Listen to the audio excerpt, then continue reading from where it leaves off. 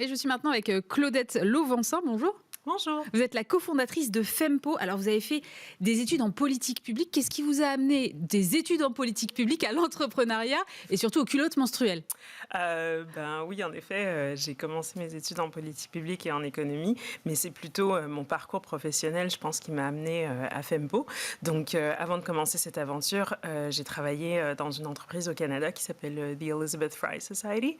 Donc, c'est une société qui travaille avec des femmes en grande précarité, souvent qui ont un profil soit sorti de prison ou à grand risque.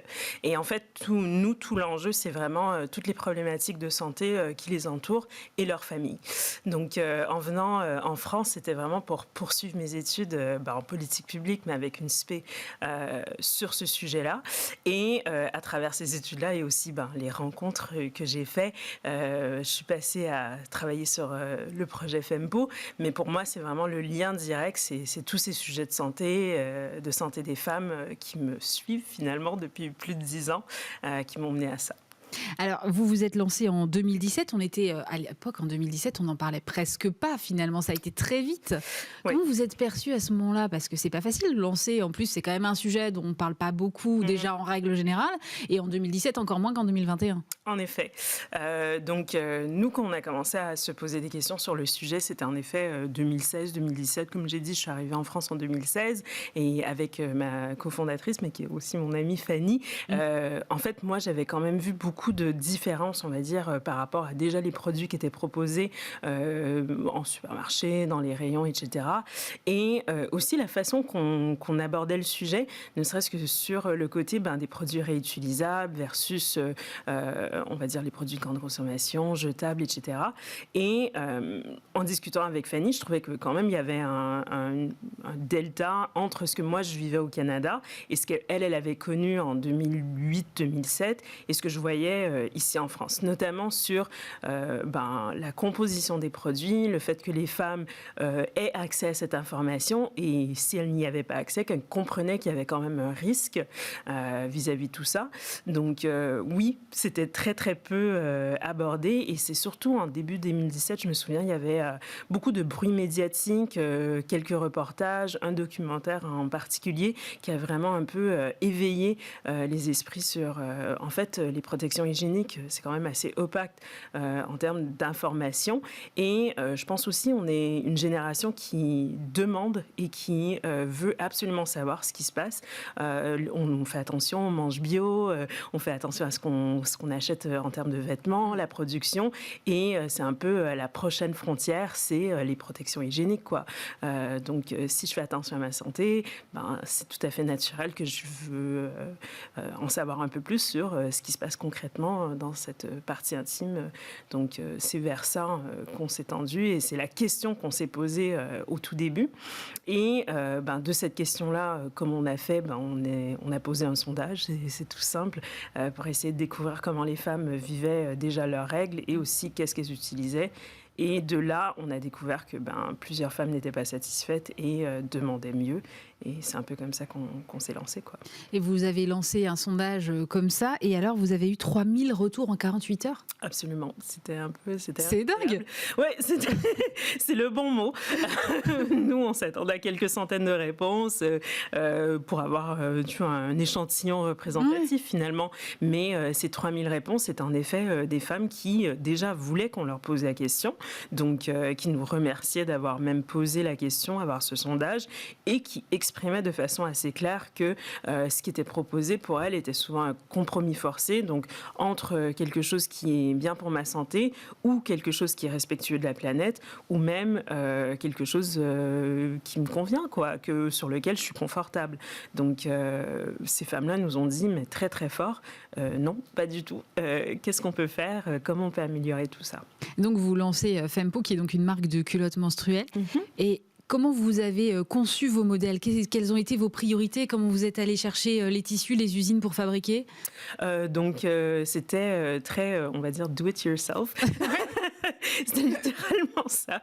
Parce que dans l'espace, en tout cas français, il n'y avait personne qui faisait ça. Personne ne s'était vraiment posé la question jusque-là. On s'est aussi inspiré de ce qui se faisait sur le réutilisable, donc tout ce qui était couches pour enfants, ou même certaines femmes qui, façon de artisanal, créaient leurs propres sous-vêtements. Il y avait aussi certaines marques qui s'étaient positionnées, on va dire, en complément sur le marché australien, le marché américain, le marché canadien, que je connaissais très bien. Et en fait, avec Fanny, on s'est dit, non, on ne voulait pas faire un complément, on voulait vraiment quelque chose qui tienne à lui-même. Vraiment, on l'enfile et c'est fini, on n'en parle plus. C'est fini, on n'en parle plus.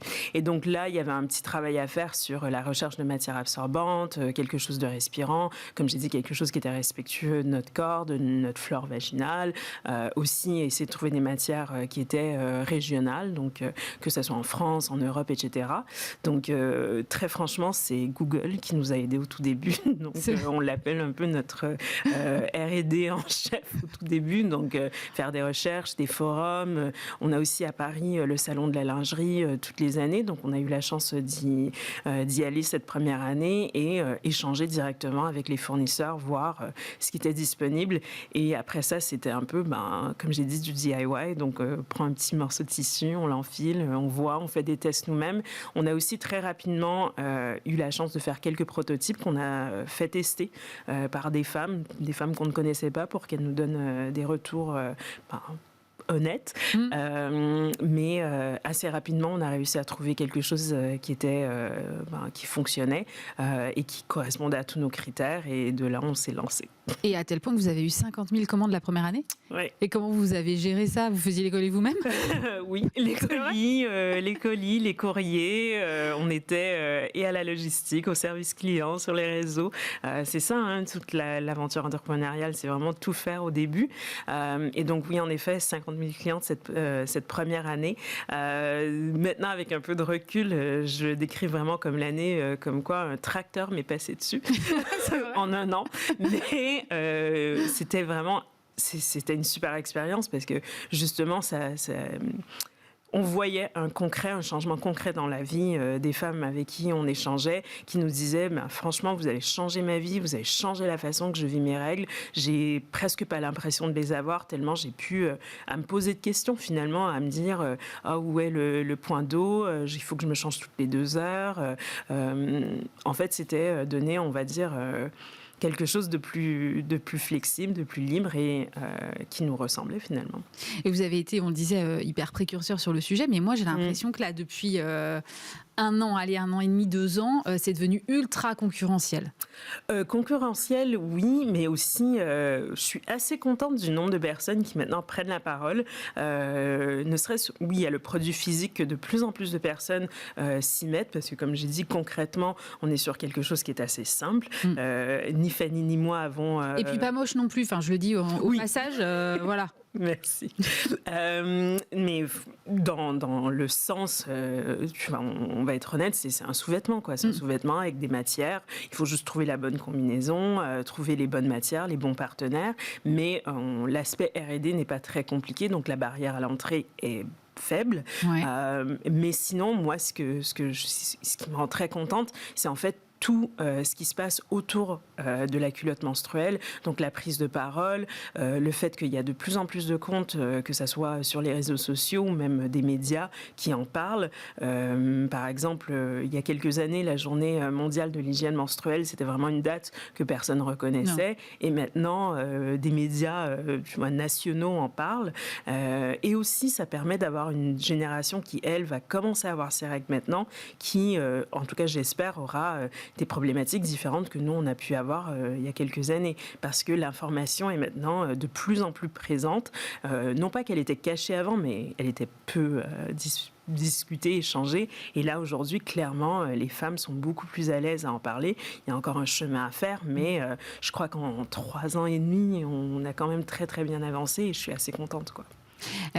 Moi, j'avais une question aussi. C'est des produits finalement qu'on renouvelle assez peu normalement. Donc, comment est-ce que vous voyez le développement de votre business? C'est-à-dire faire toujours plus de ventes pour finalement compenser le fait qu'on renouvelle moins? Ou est-ce que vous envisagez des diversifications sur d'autres sujets? Les deux. Donc, nous, en 3 ans, on a quand même réussi à avoir plusieurs femmes. Donc, comme j'ai dit, cette première année, 50 000. Et ça continue à grandir depuis.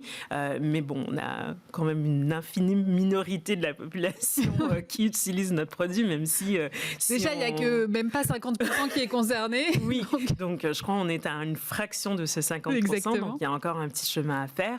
Mais aussi, avec Fanny, on s'était toujours donné comme mission de vraiment rendre au plus simple et enlever toutes les contraintes autour de cette semaine de règles. Donc les règles, pour nous, c'est beaucoup plus que de la menstruation, le coulement de sang. Donc aujourd'hui, on a un produit qui permet un peu d'alléger, si on veut, ce moment-là. Mais on sait que les règles, c'est beaucoup d'autres choses, c'est beaucoup d'autres symptômes, beaucoup d'autres thématiques, à savoir problèmes de peau, problèmes douleurs, de digestion, de sauts d'humeur. On les connaît tous. Non, je peux vous parler. Et donc, pour nous, c'est vraiment la prochaine phase, on va dire, de l'expansion de Fempo. Ça sera vraiment avoir ces échanges-là, trouver des solutions avec notre communauté, avec les femmes sur ces problématiques. On sait qu'il y en a qui existent. Comment on fait pour les rendre plus accessibles? Et aussi tout ce qui sera autour de l'éducation, création de contenus qui disent les choses. Donc concrètement, nous, cette année, on essaye de travailler sur comment on fait pour créer du contenu, travailler avec des médias pour justement rendre accessible ce qui est encore maintenant des sous-catégories de blog ou des choses qu'il faut aller chercher. Donc, comment on fait pour rendre ça un peu plus fun, un peu plus punchy? Et ce travail-là, c'est vraiment ce sur quoi on va se concentrer. On continue à travailler sur les culottes, il y a encore beaucoup de travail à faire, mais ces deux thèmes-là, à savoir toutes les autres problématiques autour des règles qu'on peut adresser, mais aussi les contenus qu'on peut créer pour qu'il y ait une démocratisation, on va dire, de l'information sur ce sujet. Merci beaucoup, Claudette Lauvansin. Je rappelle que vous êtes fondatrice de Fempo. On ne l'a pas dit, mais Fempo, ça veut dire Femme et Empower. Merci beaucoup d'avoir été avec nous. Merci. Et tout de suite, on va partir à la rencontre de ce qui sera peut-être l'une des futures licornes françaises, Airco, l'entretien enregistré il y a quelques semaines.